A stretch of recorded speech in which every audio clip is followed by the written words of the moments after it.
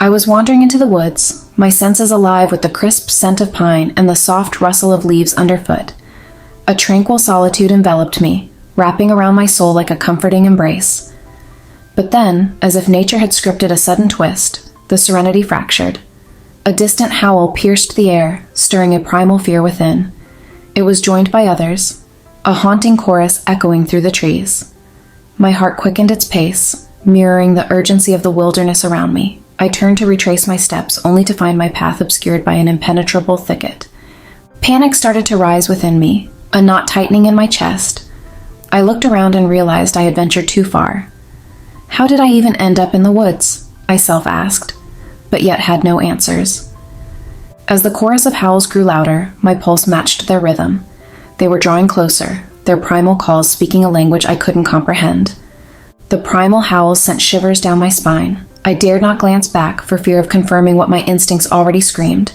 I am being pursued by something sinister and relentless. A flicker of movement caught my eye, a pair of amber orbs glinting amidst the foliage. Then another pair, and another, until a circle of luminous eyes surrounded me, each one belonging to a creature of the wild, a wolf. But they were not normal wolves. They were 3 times the size of normal wolves. My breath caught in my throat as I stood frozen in terror. They growled, snarling as they drew closer to me, their teeth bared out, ready to snap me. Their silhouettes moved with an eerie grace, shadows weaving through the trees. Wide-eyed, I staggered backwards before taking off, sprinting deeper into the woods. As I desperately ran, branches whipped past me, leaving faint stinging sensations on my skin. My chest burned with exertion, but I pressed on. I don't know how long I ran, but suddenly, a clearing emerged in the distance. With a surge of adrenaline, I propelled myself forward, my feet carrying me toward the promise of safety. As I burst into the clearing, still gasping for breath, the pursuing howls faded into the distance. Gasping for breath, I scanned my surroundings with a racing heart, gradually finding a calm rhythm. Sinking to my knees, I felt the cool grass beneath my palms. Closing my eyes, I thanked the heavens for my escape from the wolves. "What are you doing in my territory?" a familiar deep voice questioned. Opening my eyes, I turned my head to see that creepy Ralph of a man. He stood, dressed in all black, accompanied by a large black wolf beside him. The wolf growled softly, its eyes never leaving me. When it started walking toward my way, I quickly rose to my feet, stumbling, backwards. Just before the wolf could reach me, Ralph took a gun from the back of his pants and aimed it in my direction. "It's all your fault," he accused. "Why did you come back when I told you not to?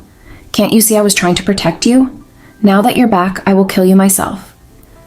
With those words, he pulled the trigger, shooting me in the chest. "No!" I screamed, jolting awake. I quickly opened my eyes, hoping to find myself surrounded by nothing but white walls, a sign that I had entered the afterlife. However, as I looked around, I realized that I was still in the human world. I found myself in a quiet room with gray walls, lying on a clean bed. Confusion washed over me as I wondered why I didn't experience death. I pulled the bedsheet over my entire body and began to cry. How long am I supposed to bear this pain? Speaking of pain, I remember being skinned alive by those people who transformed into wolf-like creatures. Wait a moment. Are they werewolves? Do they actually exist? Or was I hallucinating due to the pain? But I distinctly witnessed their eyes changing, their bodies sprouting hair and their nails elongating into claws. I felt them tearing through my skin. The memories were vivid, hauntingly etched in my consciousness. The way they looked at me with a furious gaze, as if I were their long-standing enemy, I shivered to the thought of the agony I was in, to the point where I prayed for God to take me swiftly. I touched myself. To my surprise, I felt no pain. Not only that, I realized I was completely naked, except for my underwear. The door swung open abruptly, causing me to startle. My heart raced as memories of the horrifying ordeal flooded my mind. "Are you okay?" a gentle voice belonging to an old woman asked. Recognizing her voice, I peeled back the bedsheet, forgetting that I was naked, and stared at her concerned face. I despised looking at her, as she was the reason for my... "I'm sorry, kid," she interrupted, cutting off my thoughts. "No one will harm you anymore. I protect you until you return home." I blinked at the old woman, unsure of what to say. How do you expect me to believe you when you're one of them? I said. She reached out her frail hand and tried to touch me, but I backed away. She stepped back, distancing herself from me. I know you don't trust me, she said softly, her voice filled with understanding. But I promise you I am not like them. I am not here to hurt you. I am here to help you since it all started with me. Her words resonated deeply, igniting a flicker of hope that I had long believed was gone. I wanted to believe her, to believe that there was someone who genuinely cared and wanted to help and protect me. But the lingering pain I had experienced had taught me to be wary, to shield my heart against false promises. Is what you're saying true? Will I be able to go home? I asked cautiously. Yes, she replied with a light smile. I promised myself that I would take you home once you woke up in good condition. You seem fine, so you'll be going first thing tomorrow. Physically, I may appear fine, but mentally, I wasn't. I wanted to see my aunt. I don't know how her condition is without me returning home for days. I thought, can I go now? I'm sure my family's worried about me. No, you can't leave at this moment, she responded. However, I'll get you a phone so you can talk to your family. If that's what you're worried about. But please don't tell them about what you saw here, she added. I swallowed nervously before nodding and agreeing. She walked to the closed door, opened it, and entered. After a few moments, she returned with a pair of clothes and a towel, placing them on the bed. She then opened a drawer and handed me a purple Samsung flip phone. I get you're feeling bad about what happened to me, which I'm still not sure if I'm still safe or will eventually die, but there's one thing I want to know. Are you guys shapeshifters like? Are you guys as werewolves? I keep on thinking I was hallucinating due to the pain, but I know what I saw. It really was real. What you saw was correct. This is a werewolf pack house. Everyone here, except you and me, is a werewolf. Ralph is the alpha and also your mate. The reason behind his cold demeanor towards you is rooted in the fact that you are human. And he despises humans. Not only that, but in the werewolf world, humans are seen as fragile, vulnerable beings, unable to fully comprehend the complexities of their existence. When Ralph initially rejected you as his mate, it was a way of protecting you from a life filled with danger, uncertainty, and the uncontrollable instincts that come with being a werewolf. But you did something unexpected. I'm not sure if you were aware of what you were doing. You were the first mate to reject his rejection. Instead of accepting his decision and moving on, you fought for your place by his side. You saw beyond his wolfish exterior and recognized the connection that exists between you two. It was an act of bravery that both confused and frustrated him. I stared at her blankly, wondering why I was being punished for simply being human and being involved with that creepy guy. But why? I also don't want to be his mate. If he didn't want me to be his mate, he shouldn't have explained it to me and told me to leave. Well, he did tell me to. Leave. But still, he should have given me some hints. Nevertheless, I'll have to do some research on mate, pack, and alpha things. I didn't understand a single word, she told me, I thought to myself. I turned my attention to her with a fake smile.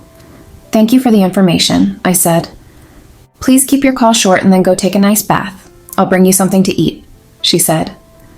I initially said that I wasn't hungry, but then my stomach growled, which was embarrassing. She smiled, left, and closed the door. I quickly leapt out of bed and flipped open the phone.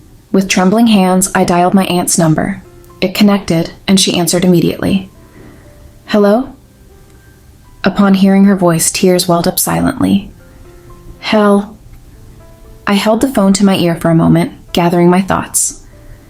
Hi, Aunt. It's me, I said. Keela, honey, is that you? Did you get... I couldn't hear what she was saying before the phone was snatched from me. I looked up, thinking it was the old woman, only to see Ralph staring at me with deadly eyes. Before I could react, he grabbed me by the neck and pinned me against the wall. Who are you talking to? He snarled, his immense hands constricting my airway. I struggled to breathe as memories of the torture he and his people had inflicted on me, coupled with the recurring nightmare of him shooting me, intensified my fear. Who the fuck were you talking to? Were you talking to the police? He demanded. Don't you understand that anyone you bring here will never leave alive? I was talking to my aunt, I managed to say, struggling to breathe. I just wanted to let her know that LM doing fine, nothing else. His grip tightened, causing my vision to blur as panic surged through my veins. I struggled to free myself, clawing at his hands in a desperate attempt to loosen his hold. But his strength was overpowering, and the lack of oxygen was starting to cloud my mind. As the edges of my vision began to fade, I mustered every ounce of strength I had left and looked into his eyes and spoke up anyways. "Why are you always trying to kill me when I am your mate?" He flicked his eyes, a mixture of anger and confusion dancing within them. I pressed on, my voice shaky but determined. "I know you're a werewolf and the alpha who doesn't like humans for some reason I don't know of. And me being human and your mate makes it difficult for you. I understand, and I'm sorry that you're struggling with it." His expression hardened, but a hint of conflict lingered in his eyes. In a swift motion, he released his hold, allowing me to crumple to the ground. Gasping for air, I watched as he turned away without saying anything and disappeared out. Feeling bruised and drained, I managed to pull myself up and stagger towards the bathroom. The hot water cascaded over me, soothing my aching muscles. But my mind was still racing with unanswered questions. Why does he always hurt me? Does he enjoy watching me in pain? And what was it about humans that made him despise us so deeply? After the shower, I wrapped myself in a towel and sat on the bed, contemplating everything that had transpired. A knock on the door startled me, and the old woman entered with a tray of food. She smiled warmly, placing it on the nightstand. "Here, dearie, have something to eat," she said kindly before sitting next to me with a furrowed face after looking at my neck. "Did Ralph do that to you?" she asked. I replied and scooped rice with chicken gravy into my mouth. He found me on the phone with my aunt, but he thought I was talking to the police. "I'll go talk to him. He has to stop this," she said as she stood up. "Don't bother." As I finished the words, she was already out. The food tastes amazing, but swallowing was another tug-of-war I had to fight. After eating half of the food, I dressed in the clothes she got me. They weren't my style, but not bad. I grabbed the tray and left the room to look for the kitchen. I stood frozen at how big this mansion was. It was massive, filled with grandeur. The walls were ornate and adorned with intricate paintings, and chandeliers hung from ceilings so high they seemed to touch the heavens. I felt like a speck in this grandeur, unsure of where to go next. Despite its opulence, there was an eerie silence that hung in the air. As I marched forward, my footsteps echoed against the marble floors, making the silence of the mansion seem even more pronounced. After wandering around, peeking in different empty rooms that I thought was a kitchen, I finally gave up, feeling tired. I thought finding a kitten would be easy. I didn't expect it to be this hard. Now I have no idea how to go back to the room I was in.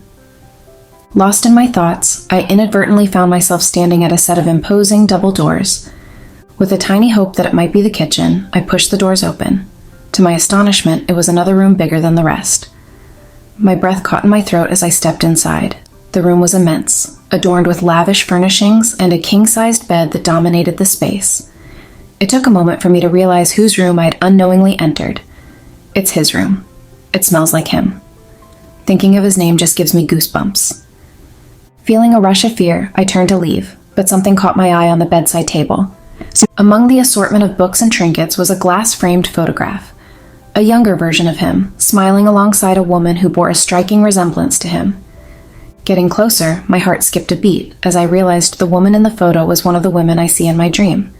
The tray slipped from my hands, scattering the leftover food everywhere. Lost in my thoughts, I failed to notice his presence until his deep voice cut through the silence. "What are you doing here?" His tone was stern, catching me off guard as I turned to face him, wide-eyed and speechless. He stood at the doorway, his expression unreadable, eyes fixed on mine. It was then that I noticed the raw emotion etched into his features, a mixture of confusion, anger, and a hint of disgust. I'm sorry, I didn't mean to intrude," I stammered. Who is that woman?" I asked, while pointing at the framed photo, shaking. His gaze flickered between me and the photograph before giving me a lingering gaze. His gaze was so intense, but my mind was glued to the picture until someone intruded, breaking the tense. "Oh, what do we have here?" "The Alpha's human mate." She looked up at Ralph, whose eyes never left mine. "Did I interrupt you guys?" she said, and drew herself closer to him. She was so close to him that it bothered me a little. Don't tell me you're going to mate with her. You don't need to do that. I will help you keep your wolf and your position as our alpha. She gave me a side eye before bringing her hands around his body before saying, You only need to claim me. Her words felt like a cold breeze cutting through the tension. I unexpectedly clenched my fists, trying to rein in the surge of emotions. The way she touched him made my stomach twist. The way she leaned into him, her fingers tracing his arm, sparked an unfamiliar jealousy within me. Good heavens, what's wrong with me? What are these emotions I'm having? Not in a world I would ever dream of falling for this psycho. Is it the unexpected aftermath of facing the fragility of life? I wondered. I shook these annoying emotions out of my head and opened my mouth to dryly ask him about the photo. But before I could speak anything, he pushed the woman away, turned away, and left. Wait, you didn't answer me? I asked, shouting behind his back as I tried to follow him. Before I could make it out, this woman grabbed my hand and swung me across the room. I landed on the chaos of the books, their weight pressing down on me. She sauntered towards me with a deceitful smile, extending a hand as if to help. Oops, I didn't mean for that to happen. Are you okay? She asked, her voice dripping with insincerity. Elle hesitated, eyeing her cautiously, but accepted the offered hand and began to rise. Before I could regain my balance, her expression darkened, grabbing me in the throat. Stay away from him. He's mine, she hissed, her grip tightening around my throat. Her eyes bore into mine, a chilling warning as the room seemed to grow colder. Panic surged within me as I struggled to break free, but her strength was daunting. Just as quickly as it began, she released me, letting me stumble backwards. With a final menacing glare, she turned away, disappearing out the doors. Gasping for air, I steadied myself against the bookshelf, heart pounding with both fear and confusion. What in the world have I done to deserve this? What made her think I'm into this man? I awkwardly laughed before whispering sharply, You've got the wrong person. Any woman in my shoes would never have their eyes on a scumbag like him. He's all yours. My heart was jamming so terribly. But before I could dwell on it further, my eyes landed back on the photo. Curious, I reached for the photo on the nightstand, wondering if I was imagining things. As I lifted it, Elle couldn't help but notice its weight. With trembling hands, I examined it closely, confirming that it was indeed real. It was the same woman I'd seen in my recurring dreams, the one whose best friend betrayed. The memory of that dream flashed in my mind, causing me to lose my grip on the glass photo frame. The sound of shattering glass reverberated through the room, jolting me back to reality. For a moment, I stood motionless, the weight of realization sinking in. The photo inside was made out of glass. Elle stared at the shattered pieces, my heart pounding in my chest. The pieces of glass lay scattered across the marble floor, reflecting slivers of light that danced around the room. Panic surged through me, unable to think what was going to happen to me once he found out I broke his photo.